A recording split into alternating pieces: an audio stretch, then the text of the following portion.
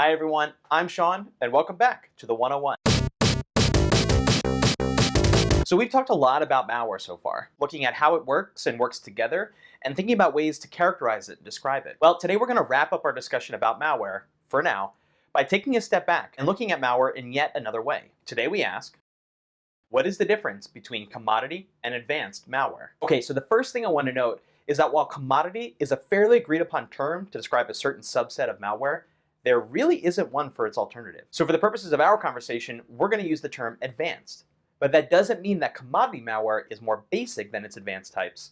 You'll see what I mean in just a moment. This distinction is really important because defending against commodity malware is very different than what it takes to keep advanced malware off of your systems. Okay, let's see that definition. There are two main differences between commodity and advanced malware: how it's used and what it targets. Commodity malware is used in opportunistic attacks that target common flaws present in any given machine or application. Advanced malware, on the other hand, is precise, customized to affect a small set of individuals and tailored to attack prediscovered flaws on their systems. Right, so let's start talking about commodity malware. See, the key to understanding it is right there in the name, commodity. If you dust off your Econ 101 books, you'll find that a commodity is a product that is uniform across all producers and is generally sold or used in bulk. Think wheat or gold or oil. So to translate that into the world of cybersecurity, commodity malware is the type that's used off the shelf. No modifications and no special enhancements, say for a bit of packing or maybe a different obfuscation technique. That means the same sample of malware could be used by countless attackers, assuming they're all going after the same general group of victims. And that leads to another key characteristic. Commodity malware attacks the machine and not the user.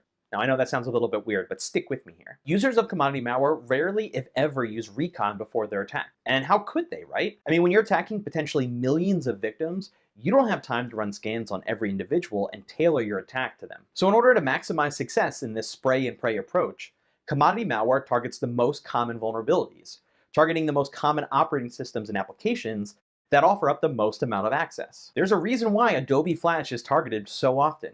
It's near ubiquitous, users rarely update it, and it has so many privileges by virtue of what it is and what it does. If you exploit it correctly, you can get the same level of privileges for yourself. With millions, perhaps billions of potential victims, even a small success rate can still mean huge profits. Right, so in contrast to that, when it comes to advanced malware, the name of the game is precision. The target is precise because the goals are precise.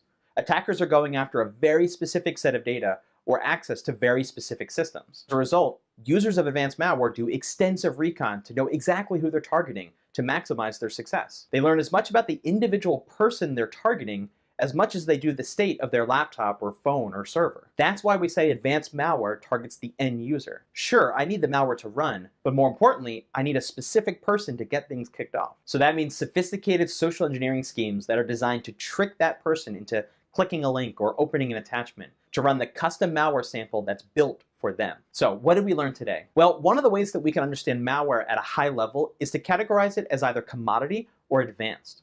The main difference between the two being how they're ultimately used and who they ultimately target. Commodity malware is used opportunistically. These generic samples are used out of the box to target common vulnerabilities of widely used operating systems and applications. They're sent out to as many people as possible, hoping that enough of them meet the right criteria to get infected. Advanced malware, on the other hand, is used precisely. It's been modified heavily to target a specific individual or group of individuals. In these scenarios, extensive research has been done on both the user and the machines they use in order to maximize success. In the end, traditional AV is designed to stop commodity malware and is ill-suited to stop advanced malware that is generally unknown and uses customized techniques to carry out its goals. And what are those techniques that they're using? That's a great question, but we'll have to save that for another episode. Well, that's all the time we have for today. Thanks for tuning in, and join us next time as we continue to talk about endpoint security one question at a time. As always, if you have questions, we want to hear about them. You can hit us up on Twitter at carbonblack_inc and use the hashtag #the101, or just email us at the101@carbonblack.com. My name's Sean. Thanks for watching, and we'll see you next time.